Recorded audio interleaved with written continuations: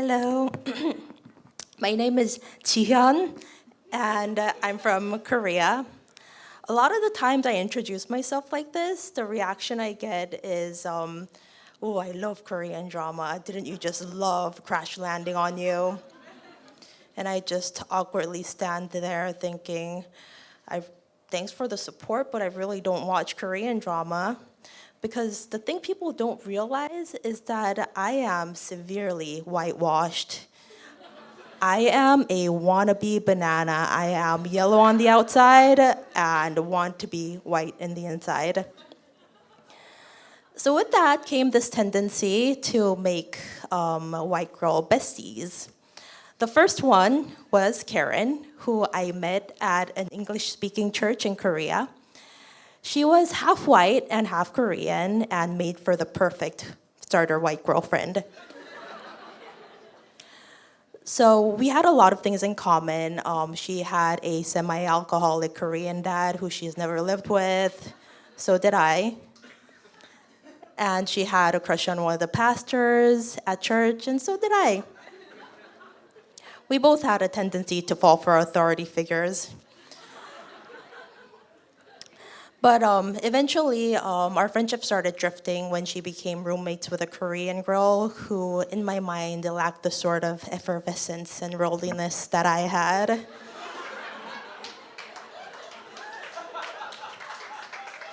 I was just jealous. But then came Kristen. Kristen and I met while volunteering at a soup kitchen, and she was this Canadian girl who was working as an English teacher in Korea. And she knew about all these obscure indie bands that I've never heard of, one of which was big in Japan and had even written a song about Kristen. So she was this cool white girlfriend that I've always wanted.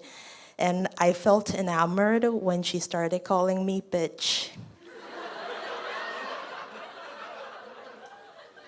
The great thing about Kristen is that she didn't have a lot of opinions, which made her the perfect travel partner.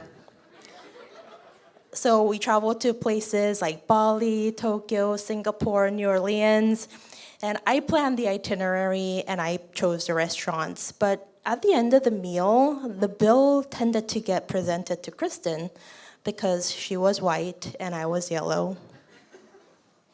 Our friendship too started drifting when Kristen got married to an American military helicopter pilot and she eventually moved to the US with him. But finally came Stephanie. Stephanie and I met while I was in graduate school in the US.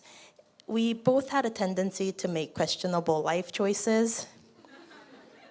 The first night we met, she asked me if I wanted to get matching tattoos with her, to which I replied, of course.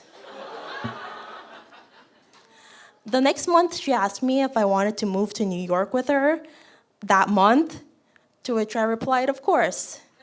So we became roommates in New York. And the best part about being roommates with Stephanie was that she was never home because she was working as an investment banker.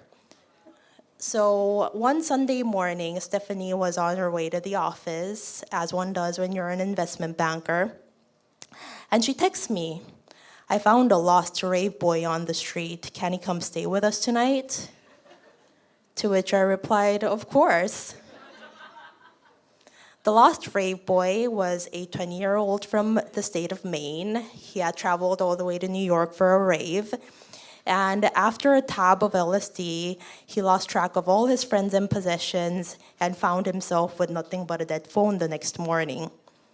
So when he approached Stephanie on the street for help that morning, it reminded Stephanie of her baby sister who also enjoys the fine art of raving. So Stephanie went ahead and helped him buy a bus ticket back home, but the bus wasn't until the next morning.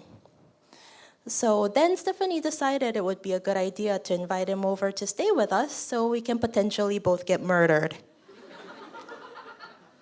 So that night, before the rave boy arrived, Stephanie and I searched the entire house for anything that can potentially be used as a weapon, and we hid them away for later use.